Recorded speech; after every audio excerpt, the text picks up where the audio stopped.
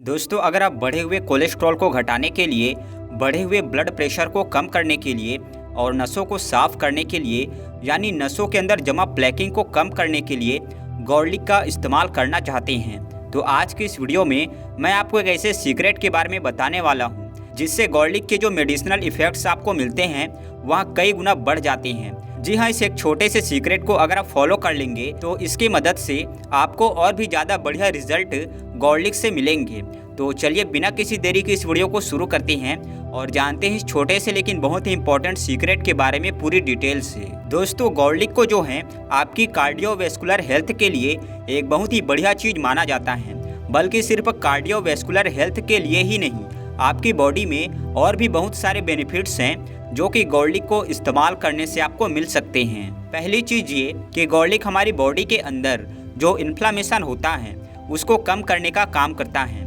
आप जानते हैं कि हमारी नसों के अंदर इन्फ्लामेशन बढ़ता है तो उसी की वजह से वहाँ पर प्लेकिंग होती है और उसी की वजह से आने वाले समय पर वहाँ पर कोलेस्ट्रॉल जम के ब्लॉकेज पैदा कर सकता है। तो अगर आप गार्लिक को इस्तेमाल करना चाहते हैं तो इस चीज़ से आप बच सकते हैं। इसके अलावा गार्लिक हमारे ब्लड प्रेशर को भी कम करने का काम करता है।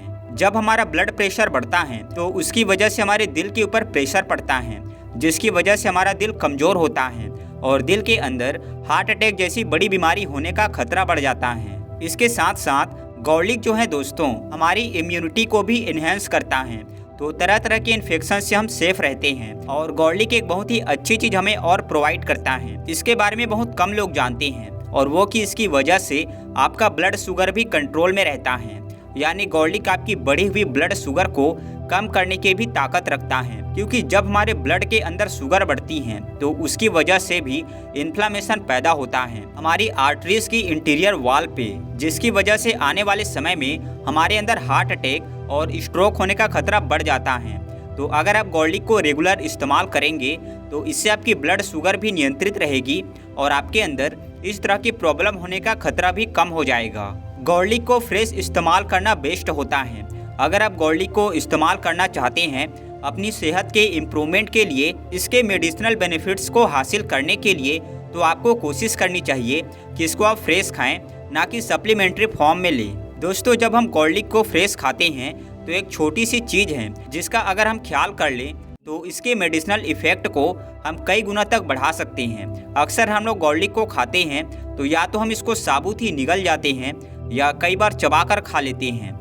ऐसा करने से भी आपको इसका इफ़ेक्ट मिलते हैं, लेकिन अगर आप गार्लिक को खाने से पहले इसके एक कली ले लें और इसको बारीक बारीक आप चाकू से काट लें, बहुत बारीक बारीक साइज इसके कर लें और उसको 10 से 15 मिनट के लिए आप छोड़ दें, रख दें और उसके बाद इसको इस्तेमाल करें। तो सिर्फ इस एक छोटी सी चीज़ को करने से आप इसके इफ़ेक्ट को, इसके मेडिसिनल प्रॉपर्टीज़ को 10 से 20 गुना तक बढ़ा सकते हैं।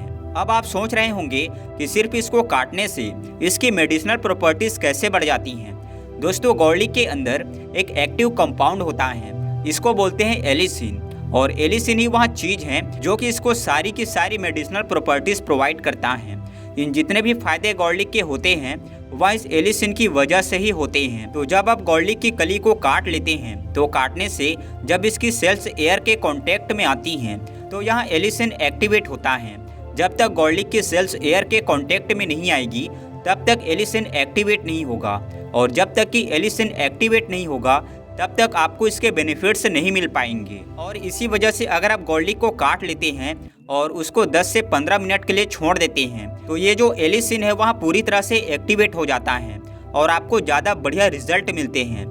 दोस्तों, एलिसिन की वजह से गार्लिक को एक खास तरह की खुशबू मिलती है। जब आप गार्लिक को सूंघते हैं तो उसमें खास तरह की स्मेल आती है।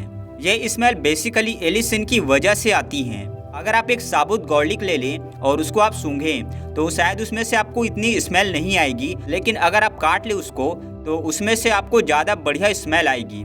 ऐसा इसलिए होता है क्योंकि कटे हुए गार्लिक के अंदर एलिसिन एक्टिवेट हो जाता है और इसी वजह से इसका रिजल्ट आपको बहुत ज़्यादा बेहतर मिलते हैं। तो अगली बार से अगर आपको कभी भी गार्लिक को इस्तेमाल करना है तो हमेशा कोशिश करिए कि इसको पहले काट लें और 10 से 15 मिनट तक छोड़ दें और उसके बाद ही इसको इस्तेमाल करें।